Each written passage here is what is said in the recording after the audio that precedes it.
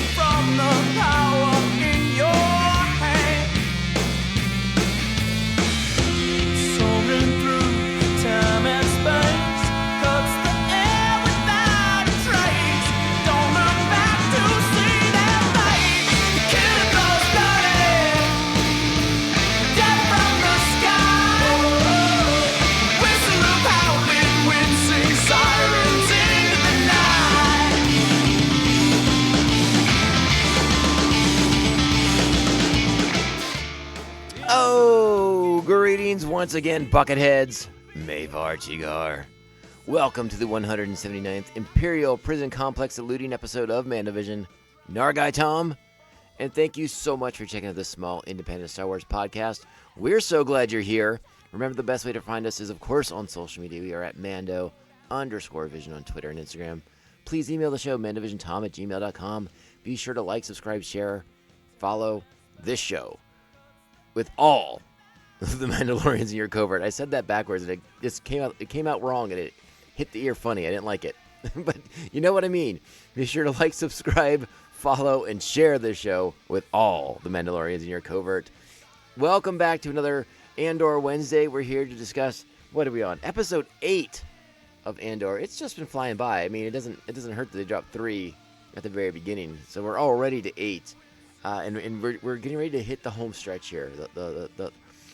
We're in the middle of the third arc of this first season, and if this episode were to have a subtitle, again, it's just Narkina 5, but they might as well call this episode The Empire Strikes Back, because this is them just putting the galaxy in a chokehold and like not letting up, just wrenching the neck across the carotid artery of the galaxy, and it doesn't feel good.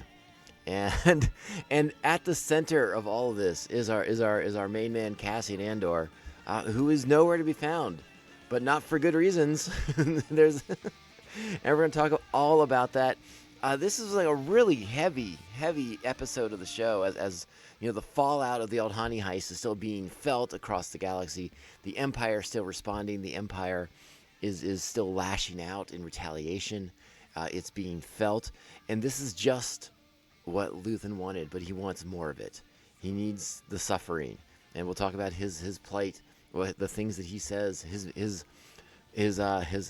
face-to-face meeting with a very important figure, and you know, this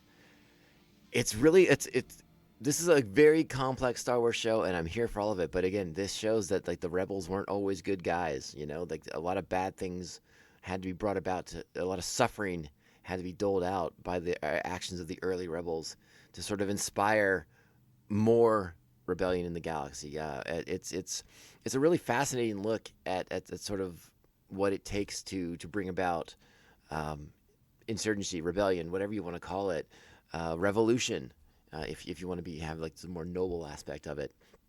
It's fascinating. It's fascinating to see it sort of explored in the Star Wars galaxy in this way, in this light. Because yeah, I mean, our supposed heroes, again, it's a reference I've made before, covered in the muck, They got their hands aren't clean either. It's not quite the noble revolution that we all had in our minds as children watching Star Wars for the first time, but that doesn't make it any less interesting. It's fascinating stuff they're doing on the show, and I'm here for it. So let's go ahead and get our particulars out of the way for the episode, all right? This is Andor, Episode 8, Narkina 5. Original air date today, October 26, 2022.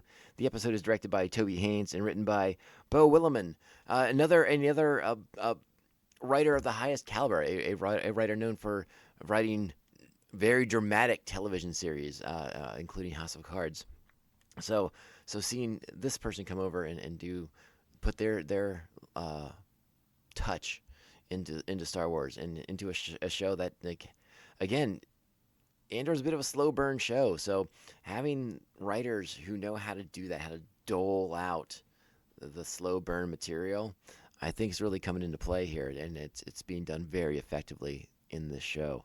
So another great, well scripted, intense, tension-filled episode of the show, despite the fact that there's not a lot of action going on. But I mean, just the tension in these scenes as again, the Empire is leaning into that chokehold they're putting on everybody is just felt in every scene across the show, with all of our characters, from the different perspectives that our characters provide for us. And it's just really fascinating to see that played out. So, again, our plot this week: the Empire catches up to Cassian, but are as yet unaware of his identity and past. So, hey, now we are picking up pretty much right where Episode 7 leaves off. And this week, joining our principal characters, our principal cast, I should say, of Diego Luna, Stellan Skarsgård, Genevieve O'Reilly, I've got a couple of new friends to play in Star Wars. Well, one returning friend and one new friend. When it comes to referring our returning friend, I am, of course, talking about Forrest Whitaker, returning as Saw Gerrera in this episode, and our new friend, Andy Serkis. Again, not a new friend, I suppose, in the broader sense. I mean, he was doing the mocap suit for, I already blanked on that character's name because I was so annoyed with him. But the one in the sequel trilogy, the JJ's. So Serkis is back too. It's all connected. Everyone gets to come back. But this time we get to see Andy Serkis' face. No mocap suit this time around.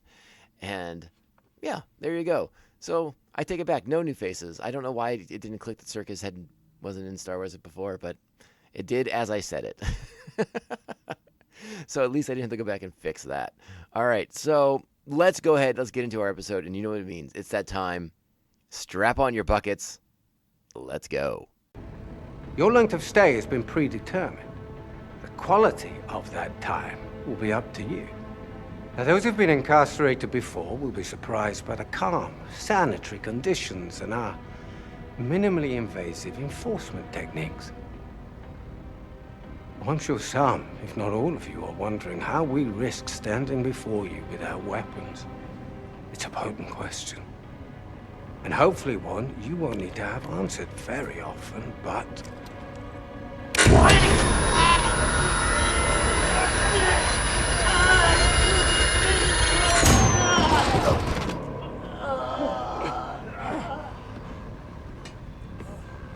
You may start. That was level 1 of 3. Our floors are tungstoid steel. Do your time productively, keep to your lane, and this needn't be more than a memory. Oh, the tungstoid steel floors of Narkina 5. Holy smokes. So yeah, now we get a really good look in a way that we've never really gotten to explore in previous Star Wars entries at the prison system of the Empire. And again, I think a lot of it's based around what planet we're on and the different techniques of the officers in charge and what each prison is all about. This one obviously doesn't maintain itself as a prison. It's a factory facility. You're just Imperial labor now. That's sort of what you are now in that sense. Yes, you have a sentence and you're working off your sentence, but we really get to explore some of the we'll just call them not cool techniques that the Empire employs, so that they don't even have to have watchtowers and massive guard duty stations and things like this. They're not on constant patrol. They figured out a system that has the inmates policing themselves, and then you have this tungstoid steel that is there as sort of like the negative reinforcement, right? Like when you step out of line, there's always a tungstoid steel. You can't go anywhere. You're barefoot. You will always be in contact with this tungstoid steel floor. Now, our Imperial agents, I do have to mention their impressive footwear. If you always wondered what to do when you have a bunch of snowboarding boots, you sell them to Disney and they put them in a Star Wars show. Because that was my first impression when I saw this. Like, hey, what are these office Imperial guys wearing these snowboarding boots for? And I guess it's because like they have a lot of insulation to protect them from the frying process of when you turn on that tungstoid steel floor and just start just frying people's nervous systems right out of their bodies. Holy smokes! But it's there. This is one of those episodes where there are elements of the show where I do not feel qualified to sound off on certain things. You know, there's a lot of material out there on the prison industrial complex of the United States that I think this episode is trying to, well, not even just the United States, globally, like prison systems across the world use a lot of these similar techniques, and the Empires, of course, takes it to like the next level, right? It's up a degree. But the sort of psychology that's involved in some of these situations, it really explores a lot of again, I'm hesitating to find the right word because I don't want to overstep the sort of boundaries that I put on myself, because again, I'm not an expert on psychology or the psychology of prisoners. It's not my strong point. But look at the mind games that are being doled out. The way that when we meet Andy Serkis' character, the way he sort of is like rallying these guys, because it's all about performance, right? You get performance, you get flavored food. How cool is that? And Andy Serkis has only got a few days, a short term, and he's got to make sure production's up. So these guys all are policing themselves. The Empire doesn't even have to do anything. It's sort of like this just crazy system where everyone's out for themselves and will betray each other, but they're forced to work in teams to accomplish goals and get rewards. Mind games. That's where I'm going to leave that statement. And it's interesting to watch Andor throughout this episode as he sort of, he gets there. He's watching things. He's trying to learn. He's figuring out the system, right? He finds out that there's a way that the prisoners in certain pods and certain levels of the detention center are communicating with each other via signs across the way from each other. That's a really fascinating scene. So it looks like, we get to the idea that Cassian, when he first gets there, is trying to wrap his mind around the insides, the in and outs of this prison, right? How is he going to make his escape? How is he going to get out of here? But he sort of gets beaten down by the process, right? Like it sort of seems like an unavoidable situation. And I think at a certain point, because we get, for the first time, we get a bit of a time jump in this episode towards the end of the episode when we go 30 days into his sentence, and he's just kind of plugging along, doing his work. And it sort of seems like maybe he's sort of relented and he's like, I just have to serve my sentence. This is what I'm doing.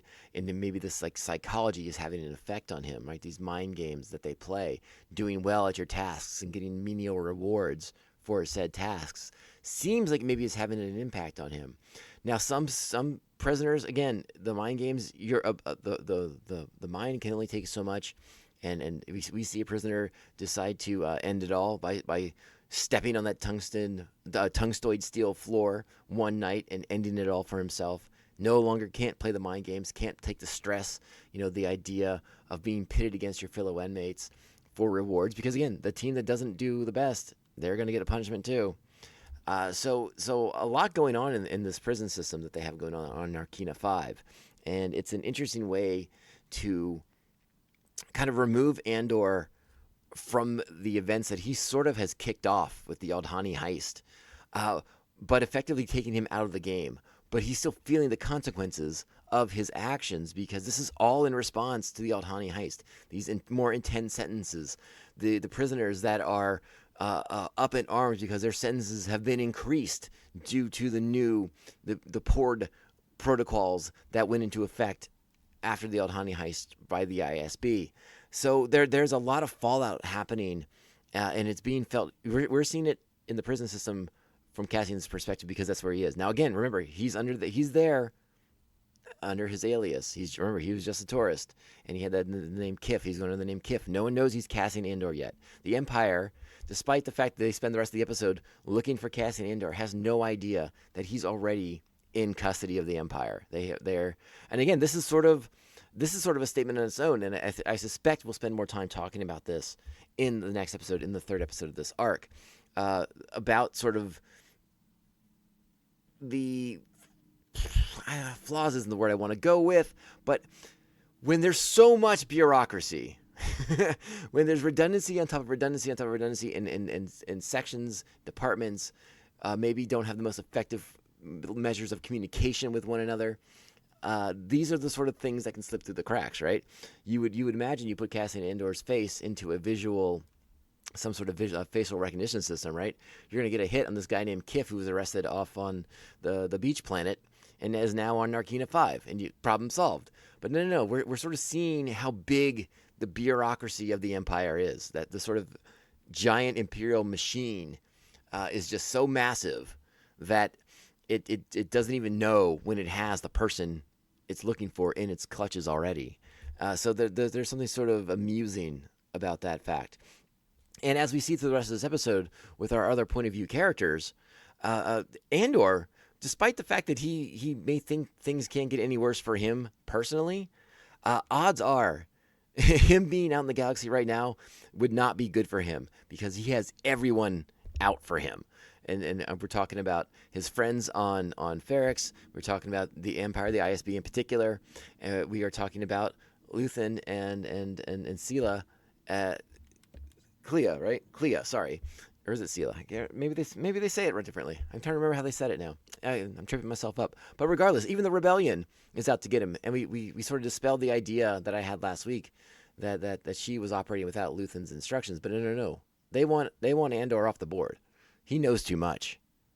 And it's time for him to go. So Andor, probably safer in prison right now than he would be in the galaxy at large. And that's very, very interesting to me.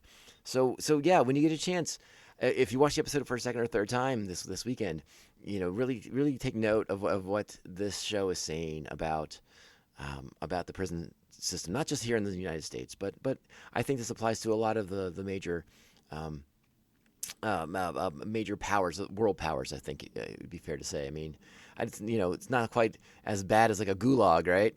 But the psychology that goes into prisoner management in this case is pretty fascinating in not a good way. I mean, in a very dark, twisted kind of way. So think about that. So now we'll transition to our ISB friends. I use that word, finger quotes. Our ISB agent, Deidre Marrow, Supervisor Marrow, and now she is on the case trying to track down Cassian Andor, and it's happened. She has brought in Cyril Karn, and they're going to have a conversation this episode. We find out that Blevins has sort of suppressed Karn's initial reports to what happened on Ferrix, and now it's time for Karn to relay the truth. So he has the attention of an ISB officer finally, so he can get the truth out there. Now, the reason why he's been brought to the ISB's attention is very fascinating, because he's been using his new position at the Imperial Standards Bureau of Standards to submit requests for information on Cassian Andor. Up to, I think this was 5 or 6 times now, and it finally got flagged, and Miro brought him in basically to chastise him for it. But this is when Karn reveals that the previous supervisor of that sector of Morlana and everything like that, again, suppressed his information, had a false report signed off on by Karn against his will, and Miro uses this to fuel more of her beliefs, more of her suspicions of what's going on, this organized rebellion that's taking place. And we heard it in the opening clip that we played for the show. They've now given a name to Luthen. They call him Axis because of the way he's moving about and bringing these various elements together.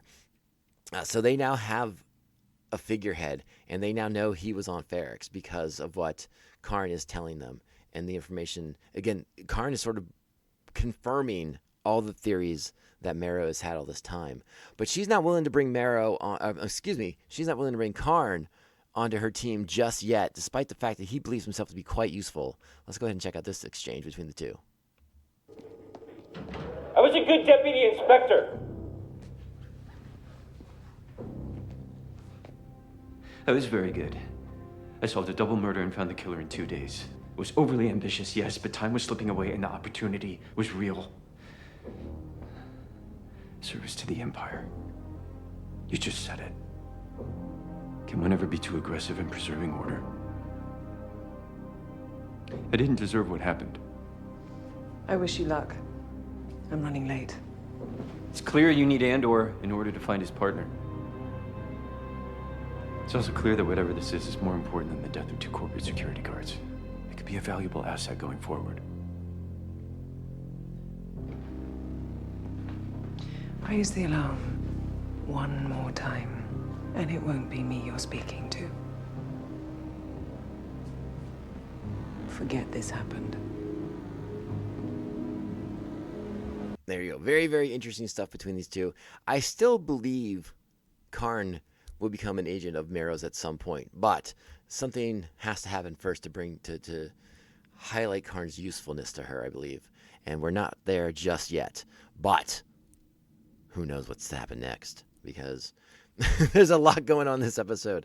But these two finally come together, and again, Karn provides the information to support a lot of Marrow's theories now, and she's about to put boots on the ground. She's, as in her terms, drill down, find Cassian Andor, put a face to who they're calling Axis, aka Luthen, and nip this budding rebellion before it can blossom. Right? That's sort of what the plan here is. A lot of great stuff with Marrow. I've talked about how much I've enjoyed her storyline thus far, because. What's the best way to say it without sounding ridiculous? We know the Empire's bad. Like that's what we know, right? They're the bad guys. But there's something fascinating about seeing this again, the sort of bureaucratic level of the Empire hard at work doing their jobs and sort of trying to protect the order, protect what they think the Empire stands for and what the Empire believes in, right? Like order, protecting the galaxy. In their minds, there's peace. In their minds, they're preserving the peace. They're defending the galaxy. They're defending order and all these things. And it's sort of fascinating to see that from a different level than what the movies has kind of given us as like these very broad strokes, where the good and evil things is a lot more clearly defined, I should say. Here, this is a show. It's not black and white. There's a lot of grays. The Empire's still bad, and at the end of this episode, we see that Dedra Meero is not above, forceful extraction of information from prisoners. Not a good thing. But I'm fascinated to see her resolve. It's her tenacity, and not in like an overtly villainous way, right? At least thus far, we haven't seen her go and be, do the full heel turn and just be super bad villain, killing innocents, blah blah blah. All the the kind of the cliche things. I sort of like following this character who believes in what they're doing for the betterment of the galaxy, right? For the betterment of the Empire. We'll see what links that goes to if that changes at some point. But I like that thus far she's not an overtly bad person, bad villainous character. It's just been you're just intrigued by their journey, by what they're up against, and what they're, again, sort of like her tenacity. Like you're not rooting for her because she's looking for Andor to do bad things to him, but there's something about her drive that I'm just like I'm just, again, I just can't take my eyes off of this aspect of the storyline. I like seeing the dogged determination of this character to root out rebellion because they think it's so bad. I don't know. I don't know what this is about me, but I'm enjoying this aspect of the episode quite a bit, or of the show quite a bit. So there you have that. But yeah, Dedra Meero, and she gets a lot of things going on. She kicks off a lot of big things at the end of this episode, and we'll talk about them more towards the end of the episode. So again, we're spending a lot of time with Cassian on Narkina 5.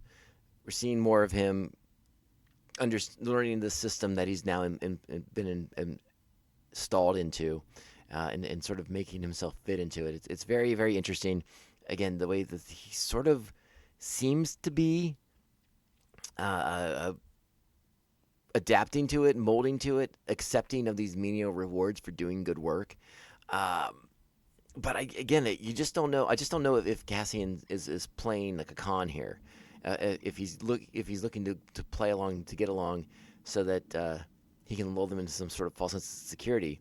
But it doesn't. Again, he's paid attention. He's been watching things, but I don't think he's figured out a way to get out just yet. And maybe they'll take some sort of inciting incident to make that happen. And who's to say what it would be? Because, again, as they establish in this episode, not a lot of information makes it to these prisoners. They don't understand exactly what's going on, what's happening, why their sentences were extended, why their sentences were changed. So they're trying to get information from him because he was the guy who was last out. But he's not saying anything about any of that. All right. So, again, we're down there in this prison system, and we're seeing what that means to people that are stuck in the prison system of the Empire. And then we juxtapose it with Mon Mothma and her banker boy Tay, and they're discussing things too, because again, there are ramifications from Aldhani that are affecting everybody. And Tay has come to sort of relay some of the frustrations that he's now encountering as he has again just started to have problems with all of Mon Mothma's requests, right? So again, Tay Kolma's our banking friend character that we met last week. We are at another highfalutin fancy party that Mon Mothma's throwing. Again, we're seeing the Coruscanti elite, the 1%, whatever you want to call it. And again, that's a wonderful compare and contrast between where we're seeing Andor. Everyone's down in the prison system from the lowest levels all the way up to the top of the skyscrapers in Coruscant. And I think that does a lot. And she's throwing this party to sort of trying to galvanize votes to stop another Palpatine's initiatives that just goes too far. But as we find out from Tay in this clip, the ramifications of Aldhani are being felt by everyone. I was hoping you'd come. I wish I had better news. I'm about to get very busy. The new banking regulations are making life difficult. Difficult or impossible? I don't know. They're staffing up Imperial auditors by the week. We'll have to see where they place them. Well, is there anything we can do before they start? That has its own risks. Leader! So there you go. We'll stop it right there.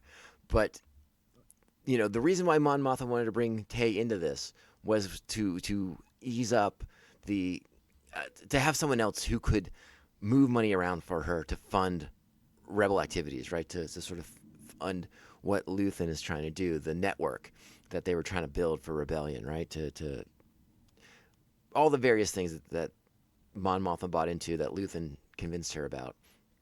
But the new regulations are having a really drastic effect on everybody. The Empire, really, again, that chokehold, just choking the life out of people.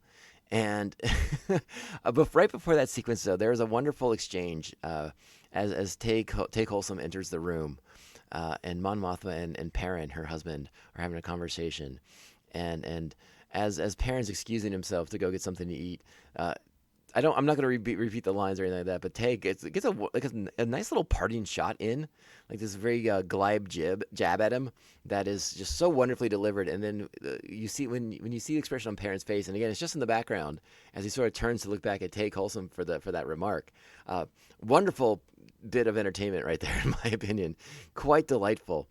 But yeah, like this episode, a lot of this is Mon trying to figure things out, trying to rally support, believing that democracy is still in play in the Empire, that she can still affect change in her normal way.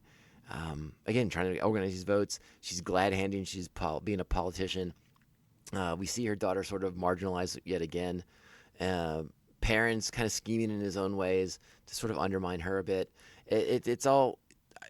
And we get a little bit more context into their relationship about how they came to Coruscant. Mon Mothma was a senator at 16. They came to Coruscant. They were married a year before that on Chandrila, according to traditions, according to customs.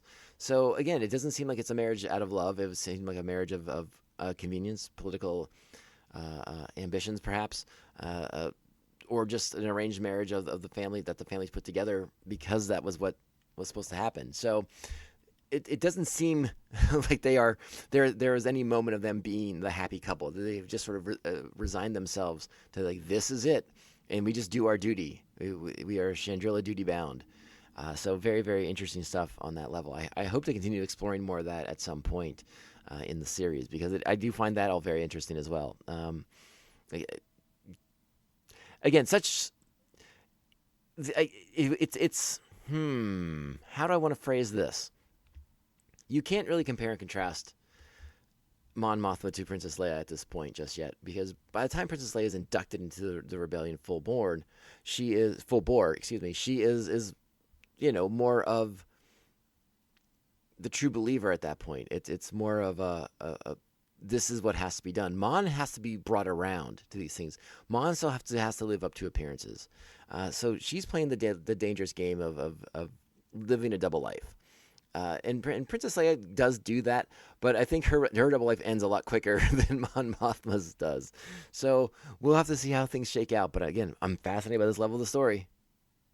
So now we'll cut across the galaxy back to Ferrix, where Marva is getting into all kinds of crazy shenanigans on her own, with this idea that she's joining the rebellion here. And I think for the first time, we're really kind of seeing Marva,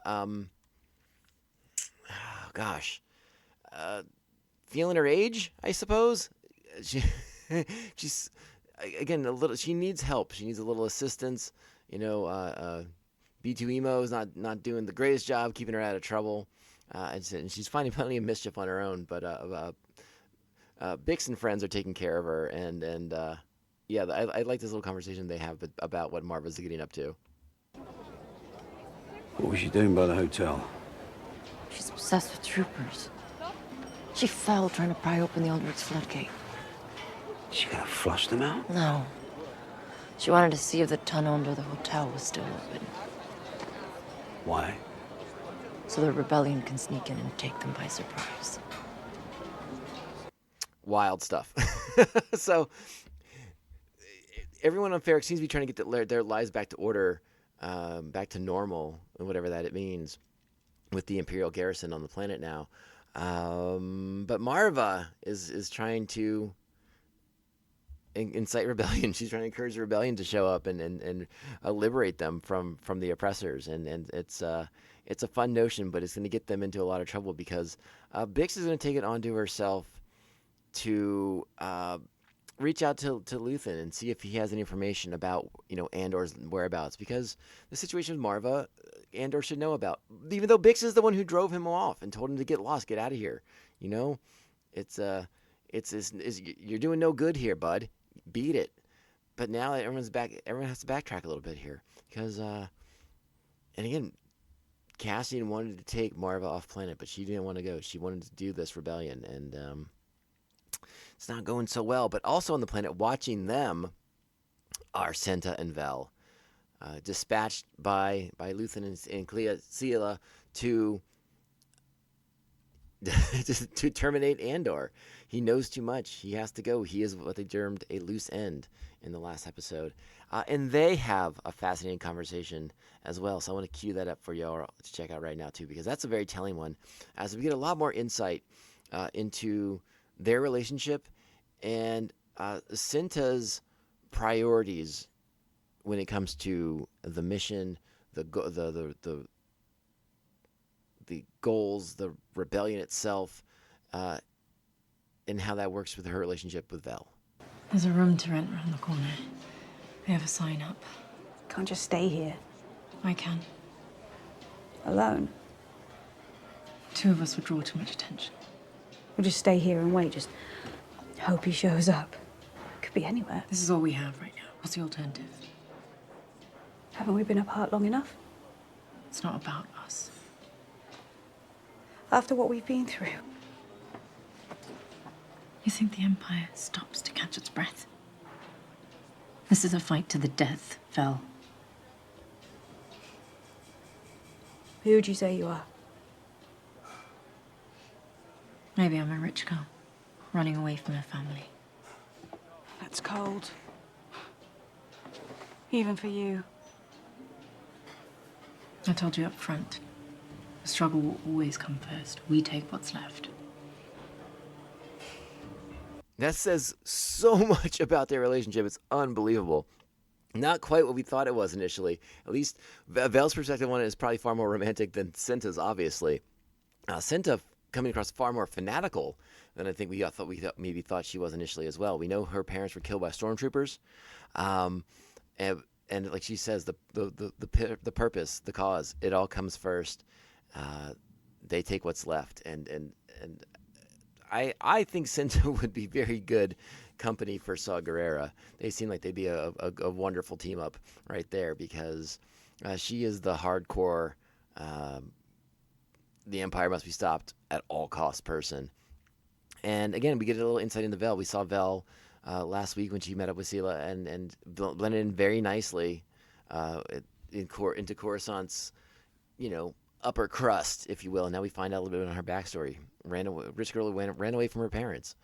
Ouch. There's probably more to it than that, but Cinta's able to boil it down, and it has the sharp effect that she wanted to have to Vel, and to kind of convince her and remind her that, hey, you knew what this was when you got into this with me, and it was always, the relationship was secondary to the cause, and that says a ton about them. And I don't want to say I like it, because it's not necessarily a positive liking thing, but again, just you're seeing just such different levels of complexity with all these characters and their motivations and their reasons for doing things. It's all just so fascinating, the way it all works, and then just this sort of like this, just the layers upon layers of complexity that these characters are all going through in their struggle against the Empire. I'm so engaged with it. It's been so rewarding to see.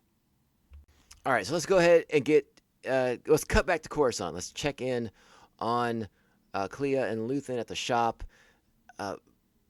Bix is attempting to make radio contact, knowing that she probably shouldn't. She's been warned that it probably isn't a good idea, especially now with the stronger Imperial presence. You got to imagine they're monitoring all forms of communication, right? Like, again, all that stuff that Deidre Marrow just put into effect to drill down on Ferrix, onto Cassian Andor, has got to be coming up here. They have to be listening. They have to be monitoring, right? They take the chance anyways, because it's worked in the past. Why wouldn't it work now? But the goals have changed. The Aldhani heist has been pulled off, and now Clea and Luthen have very different objectives for what's next. And Clea and Luthen are going to get into a little bit here, but it's very fascinating, so I want to go and play the sequence too. Check it out. We're shutting down Ferrix. The code, the frequency, all of it. I'm thinking clearly, and you're not. Tell me to shut it down. It's Andor. Knowing it's out there, knowing me. Not knowing what he knows. I took him on the Fondor. Was I insane? You were desperate for Aldhani to work, and it did. And we'll find him, just not like this. Vel was out hunting. She and Cinta. Are they in Ferrix yet? I'll have a listen. We're being extremely careful with it. The woman's name is Bix Colleen. Vel could have a look, if it's safe. They know what they're doing. I'm not slipping, Clea. I've just been hiding for too long. It's all different now. We're going loud. Vulnerability is inevitable. I'm not slipping. I know. I just need you to wake up. There's a lot to do. Shut it down. Boom. And there you go. Ending that. But Bix is out there. She's been exposed now, and she's about to get into big, big trouble. But this also sends Luthen onto another mission. He's going to make his way out to Segra Milo, and we're going to have a meetup with some old friends that, hey now. But as I sort of alluded to at the beginning of this episode, this does clear up the fact that Luthen does, in fact, want Cassian dead, and that it wasn't like a recruitment pitch for the long haul. Like back in episode 3, when Luthen and Cassian meet, it wasn't all about bringing Cassian over for the cause. It was because Cassian had a specific set of skills that Luthen needed to make the Aldhani heist happen. And now that he's done that, like as they said last episode, Cassian is a loose end, and he needs to be tied up neatly because he knows too much. And as Clea just said, vulnerability is inevitability, and they have to get to Andor before the Empire does at this point, right? So that doesn't mean that Luthen's done, though. He's got more plans, more pokers in the fire, if you will, and we're going to meet up with our old friend Saw Gerrera in the next clip. So I'll go ahead and cue that up, and we'll have a little conversation about what Luthen and Saw have to say to one another, the old friends, together again. And just how wonderful and delightful it is to see Forrest Whitaker back as Saw Gerrera, a younger, slightly more vibrant Saw than when we see him in Rogue One. Saw Gerrera is still the extremist, still extremely militant, and the sequence between Luthen and him opens up. It's a really fun bit of dialogue and exchange back and forth between the two, as they're attempting to, well, at least Saw is attempting to get out of Luthen that it was in fact Luthen and his pocket of rebels that pulled off the Aldhani heist. And meanwhile, Luthen's trying to, oh no, it's clearly your people. You did that. It's this whole back and forth kind of verbal sparring with playful accusations and sort of communicating the level of respect they have for one another in the cause against the Empire.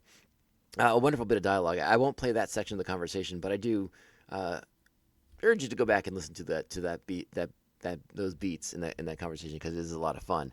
But let me go and pull up the part I want to play for you. I want to talk about because Saw is a man with some beliefs, and we'll just leave it at that. I'll play the clip. Here we go. Let's just keep this simple. I'll take all 3 deflectors. How much? Well, you meet with Krieger, they're free. You don't, I'll take them elsewhere. I work alone. That's what I'm trying to change. I'm not going to put my people at risk for someone else. We need to pull together, Saw. Whatever our final version of success looks like, there's no chance any of us can make it real on our own. We need the Empire to help. We need them angry. We need them coming down hard. Oppression breeds rebellion. So I like this scene because it shows us how far apart we are from a unified rebel front at this point. You know, we're still cells. We're still pockets of resistance to the Empire. Luthen is attempting to aid and bring these factions together, but you're dealing with people like Saw Gerrera who are again extremists in many's eyes, fanatical in other eyes, and again Saw is stubborn, hard-headed. He has his opinions, and he holds on to old grudges. And I want to play a bit more of this sequence because, again, this is so full of good stuff. Listen to the first words out of his mouth here in response to the idea of teaming up this Krieger dude who wants to blow up the powerhouse, or the power supply station on Spellhouse. Check it out. Krieger's a separatist. My pay's a neo-Republican. The Gorman Front, the Partisan Alliance, sectorists, human cultists, galaxy petitionists. They're lost. All of them lost. Lost.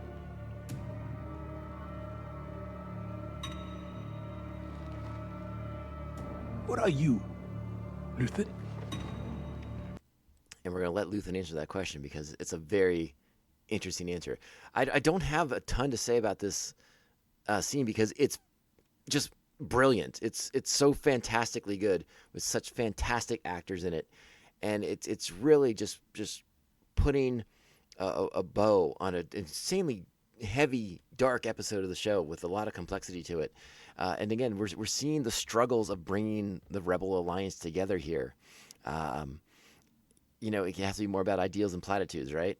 And this is Luthen's answer to this question is so fascinating to me, and we'll talk about it on the other side. I've never really known.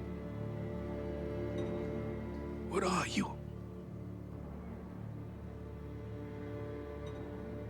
I'm a coward. I'm a man who's terrified the Empire's power will grow beyond the point where we can do anything to stop it. I'm the one who says we'll die with nothing if we don't put aside our petty differences. Petty! I am the only one with clarity of purpose.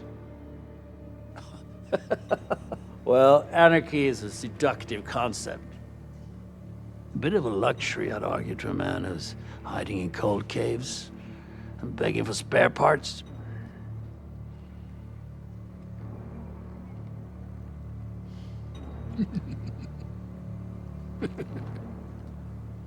No sale today, Luthen. Good luck with Anto Krieger. And there you have it. No, it doesn't go Luthen's way on this account. But again, that's what happens when you deal with hardliners like Saw Gerrera. Saw will not interact with separatists, with partisans, with neo-Republicans, as he calls them. All these different groups, all these different factions, but they're all different ideologies. And Saw says himself, I am a man with clarity of purpose. Saw's going to fight the Empire till his dying breath. And that's that.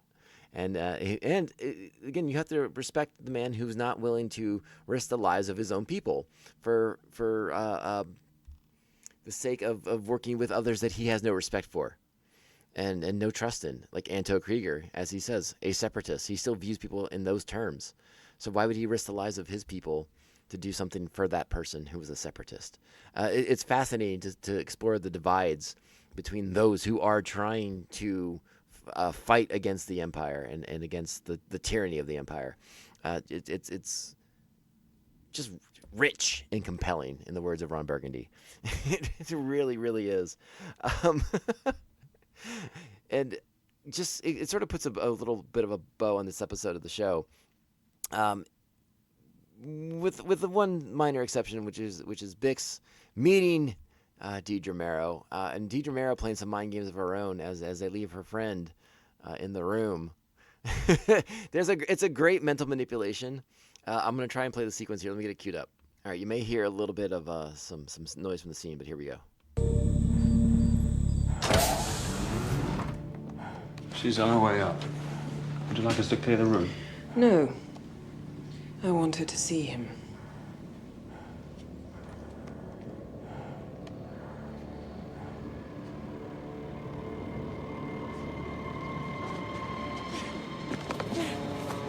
What are you doing? Get him out of here. Quickly. You two, with me. Now!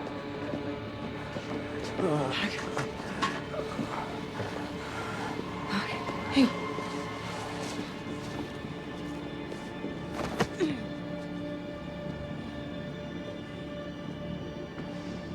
Hello, Bix. So the mind games have begun. As Pax had been arrested the night before, hauled away. Lots of intensive questioning. And again, this is where we're going to start to see how far is Deidre Marrow going to go to preserve the law and order of the Empire, right? This is where I want to see in the next episode, does she go full villain mode? Again, forceful extraction. This is not looking good on her part. But yeah, I think this is when she comes into her own, and we really get to see her as the bad guy, right? Like it's all coming together here. And I'm just enjoying this so darn much. And then we cut back to Cassian in prison under his Kif identity, and again, he's just sort of living this life. Has he accepted his new lot in life here in this Imperial factory facility, making whatever strange component this is? I'd love to know what these components are for. I mean, is this like some kind of weird part of a servo motor to an Imperial AT-AT? Because that would be kind of fun. But I'm just very curious about it. I want to know more. Tell me what this does. No, it'd be really funny if it was for something completely just banal and dumb, and something ridiculous. That would actually might actually amuse me a little bit more. But the question is, has Cassian accepted his lot, or is he biding his time? I want to believe he's biding his time. That's what I want to believe. But again, this is how the episode ends, with cutting back to him hard at work in the factory, trying to get his menial reward, trying to get some flavor in his suck soup or whatever the hell it is that they get him in that tube. And believe it or not, he may not know it. He may feel, again, he's definitely imprisoned, but he's probably safer here than he would be at the galaxy at large now, where he is wanted by everybody. His friends want him back for a good reason, but the rebellion, the Empire, they want him for other reasons, and very likely at the cost of his life. Now, spoilers. Cassian Andor is not going to die in this show. But they're doing such a great job with the tension. They just ratchet the tension just a little bit more, like a quarter turn every episode of this series thus far. And they're building it so much that you're like, he's not going to die, but you're like, and part of you is like, oh my gosh, are they going to get him? Or like, how's he going to get out of this? Like what's the situation going to be? And that is a job. That is the wonderful job that the storytellers have done on this episode. Tony Gilroy, his team of writers, again, just turning that screw ever so slightly every single episode, so there's just more and more tension as we make our way into the storyline. It's masterful so far. I mean, maybe the bottom falls out at the end, but I don't think so. And again, if we stick to our the supposition that we're dealing with 3 episode arcs, next week could be a big one now, as Cassian's friends are in peril. He's in peril. The galaxy's in peril. He's also wanted. I just can't wait to see what's next. I'm here for all of it. Another stellar episode of Star Wars Andor, and I hope you all had as much fun with this one as I do. I want to put a special note out there because throughout the series, it's been great. But in this episode so far, I think one of the unsung heroes of the show was the musical score. The score in this episode was absolutely phenomenal. And just like in the other episodes, again, with that quarter turn of tensioning, of ratcheting the tension up, this plays it a little bit differently. Like, it's good for the tension and the suspense, but there's also sort of like this weird, like myopic sort of Blade Runner vibe in some of the scenes that is just so different from anything else we've heard in Star Wars, and sets a very unique tone for many of the scenes in which the music's incorporated. So just a special note that this show is just high functioning on every single level, and I don't think we could ask for anything more from a Star Wars show. So another exemplary episode of Andor is in the books. I hope you've all had a good time listening to me talk about it, because hey, that's why I do the show, so y'all can hopefully enjoy what I'm saying about the show. All right. Another reminder to reach out to us on social media. We are at Mando_Vision on Twitter, Instagram. Let me know you're liking the show. I truly appreciate those kind of like just being tagged on fun things like that. I truly am thankful for anybody who takes the time to do that. You can also email the show long form at mandovisiontom@gmail.com. Make sure you're liking, subscribing, following, and sharing the show with all the Mandalorians in your covert. If you have the time and the inclination, 5-star reviews. So helpful for getting the word about what we're doing over here on the podcast. And we truly, small independent shows like us, really do appreciate it. So thank you so much for those of you who take the time to do that. Thank you. If you want to support the show via Patreon, you can do that. You can join Buckethead Nation. You can become a Mandovision Maniac at patreon.com/Mandovision. You can join up the Maniacs and get access to sweet bonus content. We're cranking out crazy Halloween episodes right now on the Patreon feed. So hopefully you're enjoying those if you are in Buckethead Nation. Thank you to our current Patreons, the Aspinall Chody, the Batman Abejo, Jeff Nail. Jeff's got his own podcast called The Ring in Ear. It's a great music show. Check it out. Thanks to Evil Circle, the evilest of all circles, the Squidmaster General Brian Broussard, the New Jersey Devil Mark Wegemer, our very own Joker and Harley Quinn, Brian and Krista of Pariah Brewing Company here. No, not here in San Diego. They're in Baltimore, Maryland now. Exclusively in Baltimore, Maryland. The Beer Hop Brigadier General, Jesus Beer Hops, the silent assassin, he who should not be named, and Syndicate Ram, co-host of Come On It's So Good, a great movie podcast, and Reagan may be back here before you know it too. He's fun to have around, especially as he struggles not to swear on the show. That's the one rule we try to adhere to on Mandovision. Fun for the whole family. All right, let's get the heck out of here. We'll be back next week. Oh, hold on. I didn't even talk about it. There will be special episode or episodes. I'm still deciding on the format. But yes, we have watched Tales of the Jedi on Disney Plus. We watched all the episodes. They were delightful. We will talk about them in some form or another in the next couple of days. My plan is currently to have that available to you on Monday. We'll probably group the episodes together a little uniquely. If you've watched the show already, you might know what I mean. But throughout like the 6 or 7 episodes, they follow 2 characters primarily. So we may group them together by those 2 characters. So it may be one episode talking about both arcs, or it may be 2 episodes dealing with each of those characters' episodes. So TBD, but that should be out hopefully Monday. If I can get it out sooner, I will. Don't worry about that, all right? So in the meantime, let's get out of here. Let's wrap up the show. Thank you all once again for listening, supporting the show, always being awesome. And hey, you know, this podcast, it can only end one way. This is the way. This is the way. This is the way. This is the way. I find that answer vague and unconvincing.